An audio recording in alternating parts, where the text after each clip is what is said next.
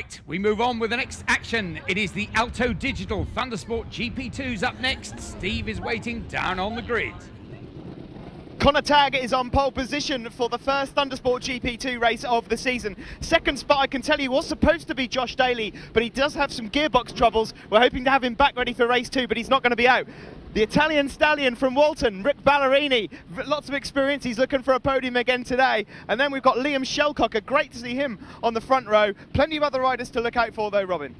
Yeah, thanks very much, Steve. Brilliant prospect of this particular championship, because as you say, a perfect mixture of real up-and-coming youngsters and some really, really seriously experienced riders. One of them there in the Kawasaki green, Rick Ballerini, and they get away well. And Rick hit down at the front is the first to show. He just peels across into Gerard, and tucking in behind him, number 100. One of the quickest of the youngsters, Connor Tagg, and well, we'll have to see, Steve, won't we, what kind of a race head Connor's got on this year. He's such a prospect, and if he can race the way he qualifies, he could well take the championship at the end of the year. Yes, he's a very good young rider. He's out on the Aprilia 450s. Of course, they have their own championship this year, but they are eligible for the GP2 class, and Connor Tagg will be one to watch for. But as you say, it does just depend on what sort of head Connor's got on the day. Oh, losing the front end there, Rob Chisholm. Robin, that is a quick place to come off. Dear, oh dear, and he's done a proper job of it too. That is fairly well trashed. Let's hope for his sake it's mostly cosmetic. Look at that. Yes. So lucky not to be collected there as well. It's a nasty place to come off. The bike is trashed, but it looks as though Rob's going to be okay, which is good news. Yeah. Yes, we've seen him get up after that, so at the front, well, sailing on his merry way, and I have to say, the victim of just such an accident, and perhaps an even faster pace at Pembrey last season. Rick Ballerini then did absolutely total his bike, but today, well, he's upright, he's on it, and working hard up the front, and these inconsistent conditions here, Steve, he's a master of these, isn't he? The track's still damp in places at the moment. It is, yeah. Well, Rick Ballerini is experienced in pretty much every condition that there is and every circuit, and he's got another experienced rider just behind him, Ian Popplewell there, number 17, just heading into Shaw's hairpin, leading mini twin runner also. We've got Shellcock and Dixon 35 there, and there's Popplewell then, in third place still Connor Tagg, in fourth there's Shellcock just ahead of Jake Dixon, and then we've got Chris Harrison and Lee Hutchinson. Yes, Lee, the brother of Alex Hutchinson, who last year featured at the front of these races in virtually every race. Yes, last year's champion, Alex Hutchinson, who's here actually this weekend supporting his brother. I've heard a rumour or two that he may well come back into racing at some point this season. You're seeing shots there of Adam Pelfreman, number 64. And there's Ian Popplewell then in second position. Ian Popplewell doing very well to be second overall in this race. We're just seeing a move there coming from mini twin runner. That was Lee Hutchinson. So there's Popplewell, Tagg just behind, and Connor struggling a little bit in these conditions, maybe not just quite as confident as he is when it's fully dry.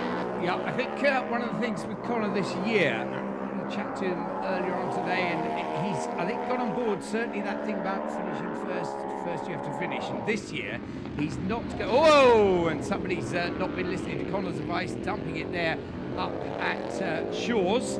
It's Brian Inglis. Yes, and Connor is aiming to score good points in every round. That's his task this year, but mainly to stay on the bike, and that's how you do it. And up the front, there we see he's just nicked by Ian Popplewell, so Connor Tagg gets that number 100 Aprilia up into second, ahead of Ian Popplewell. Well, of course, it's that same old story, Robin. The first round of the championship is always an iffy one. We're just seeing Josh Daly going through there, so maybe he started from the pit lane, because I know that he was having gearbox problems.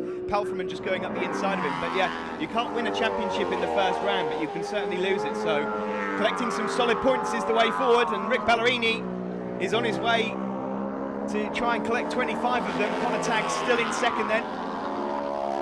Well, it's interesting, isn't it? Just looking down at the screens, Jake Dixon. Last year we saw as a super team, he was just so good, whatever the weather conditions, the track conditions, and he's just put in the fastest lap of the race, so he's pushing on as well towards the end of this. Ballerini for the last time in first of these Alto Digital Thundersport GP2 races today. Yes, quick wave at Sid and the flag, and very happy indeed to pick that first win. He will be followed home across the line by Connor Tagg. There we see the finishing order. Rick Ballerini the win, Connor Tagg second, Ian Popwell is first home and leading Mini Twin. Jake Dixon got up to fourth, Liam Shelcock was fifth, and Lee Hutchinson finished sixth. There we see 1, 2, 3. There, the first three in the Mini Twins, Ian Popwell, Lee Hutchinson and Sam Nicholson. Winner of the Mini Twin Cup, Ian Popwell. Ian, after a bad crash here last year, good win. He must be glad to be back, and third overall as well. Good result. Yeah, glad to get over that one there. Every lap, bit cautious of that part there, but the bike's been put back together by Spares Unlimited Hull. Quick clutch, and Clive from Rabia Paint's done a brilliant job of the paint work. The bike's fine. I'm really feeling happy to win one. Cheers. And Ricardo, well, I spoke to you yesterday, and you played down the talks of you getting on the podium, and here you are on the top step. Yeah, I mean, you always want to be here, don't you? But you never know what's going to happen until you get out there. The conditions were good for me this time, but yesterday it was completely wrong. As you know, my tyres were wrong. I had to pull in. So it's kind of payback for yesterday, really.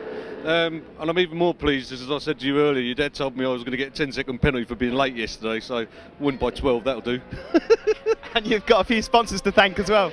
Yeah, I'd like to thank everyone at JLA, Alec at AD Services, Neil especially at H&S, my other half putting up with me, and just generally Thundersport for putting on a good show. Well done to you both. Thanks very much. Cheers.